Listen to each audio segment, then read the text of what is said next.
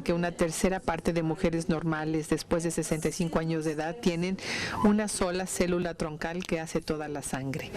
Entonces la hematopoiesis ya es monoclonal en las mujeres normales de la tercera edad. Surge la pregunta del síndrome mielodisplásico. Tomemos un momento para ver la médula ósea que está produciendo esta célula troncal hematopoyética pluripotencial que incrementa su población después, pero se compromete a un linaje linfoide o mieloide. Y en las dos, síndrome mielodisplásico y leucemia mieloide aguda, la lesión ocurre aquí. Pero en AML lo que ocurre es que después de ciertas etapas de maduración, la célula se detiene en la maduración. Entonces, en algunas pacientes se va a etapa promielocítica y tendrá leucemia aguda promielocítica, y en otros se va a una etapa monocítica que es leucemia aguda monoblástica. Pero recuerden que la lesión original no está en promielocitos o monocitos, sino que sigue estando en la célula progenitora mieloide comprometida. Debido a la diferenciación en la detención, la médula en leucemia aguda se llena con una población monótona de blastos, que es así como se ve.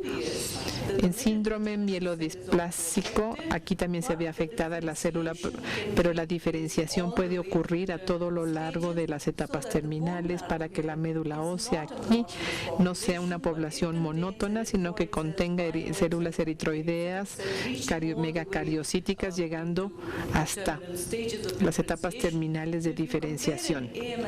Si comparamos las médulas en síndrome mielodisplásico y leucemia mieloide aguda, son diferentes, pero la lesión en las dos enfermedades ha ocurrido en la misma etapa de la célula troncal hematopoyética. Cuando comenzamos a estudiar la enfermedad seriamente, la primera paradoja clínica que me sorprendió es que los pacientes tenían citopenias, pero si se fijan en su médula ósea contiene más del número normal de células. Usando BRD y UDR con estudios cinéticos mostramos que más células se sintetizan DNA y se ciclan más rápido en las médulas de síndrome mielodisplásico comparado con los pacientes normales o pacientes con leucemia mieloide aguda. No es una falla de la médula, y la paradoja se explicó por encontrar apoptosis excesiva. 2/3 partes de los pacientes con SDM tienen mayor número de células que mueren prematuramente, y sucede que esto en su mayoría está mediado por citocinas proinflamatorias como el factor de necrosis tumoral. Si este es el caso, entonces quizá el suprimir el factor de necrosis tumoral va a detener esta muerte excesiva de células, y las cuentas deben comenzar a mejorar.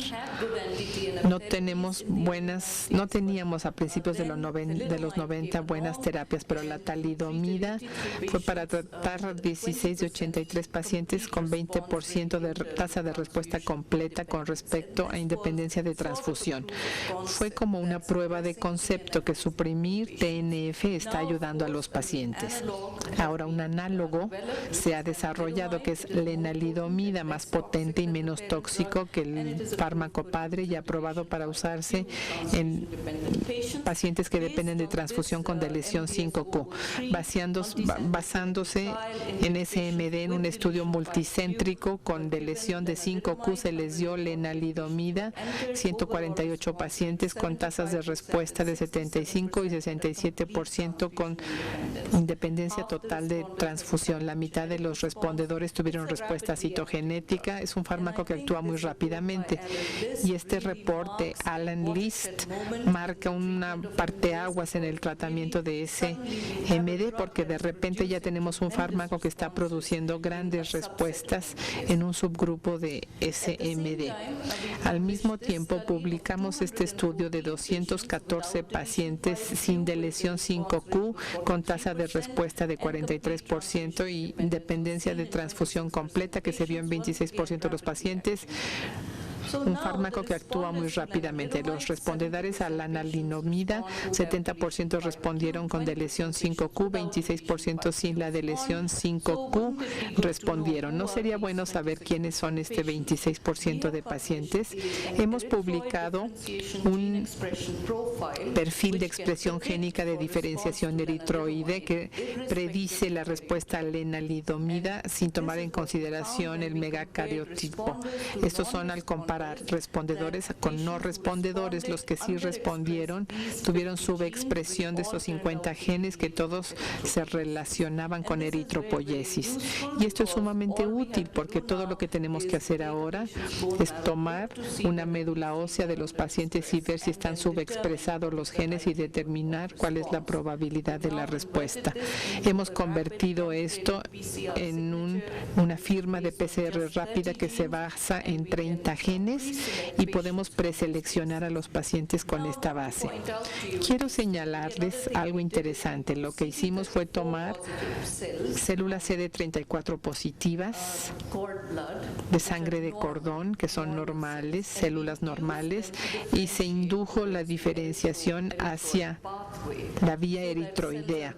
Las células están yendo de CD34 positivos blastos hasta células eritroides maduras y pusimos los genes subexpresados que se llaman la firma de respuesta de lenalidomida en un lado para ver en dónde se expresan estos genes, y sucede que la expresión de estos genes se incrementa a medida que se diferencian las células hacia la vía eritroidea.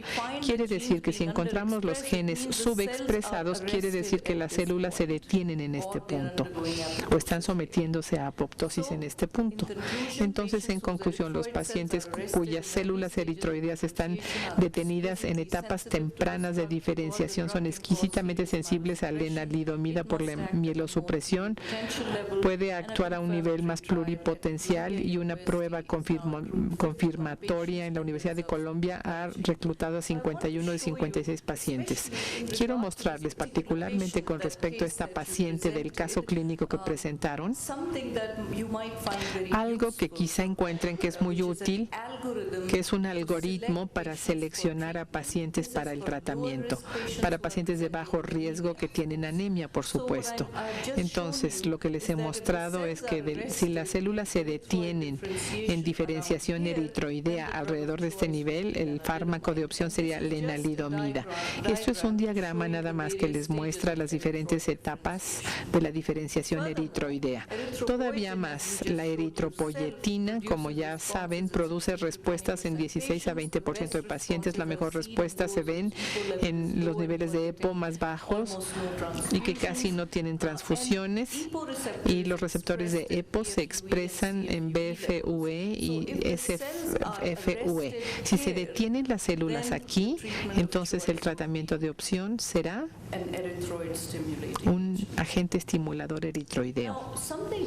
Algo interesante que hemos encontrado es que las citocinas inflamatorias predominantes en SDM son TNF-alfa y TGF-beta. Las terapias anti-TNF mejoraron las citopenias en un subgrupo de pacientes de bajo riesgo. Los datos muestran que TGF-B expresada ensombrece TNF-alfa en pacientes con SMD. ¿Cuáles deben ser las terapias anti-TGF-beta? No teníamos rapamicina, era la única, y yo estaba rogándoles en la compañía que me dieran la rapamicina para usarla en SMD y no la dieron. En cualquier caso, ahora hay 40 ligandos en la superfamilia de TGF-beta, 12 receptores tipos 1 y 2, y la compañía Acceleron están desarrollando proteínas de fusión de receptores que se basan en receptores en la superfamilia.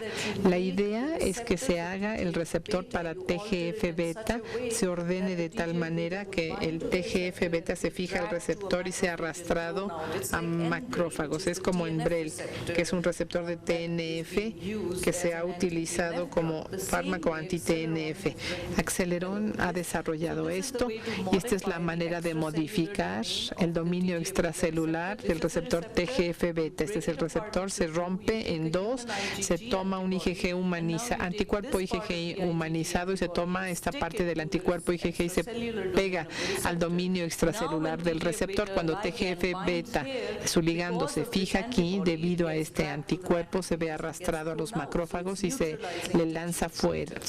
Es neutralizante este TGF-beta.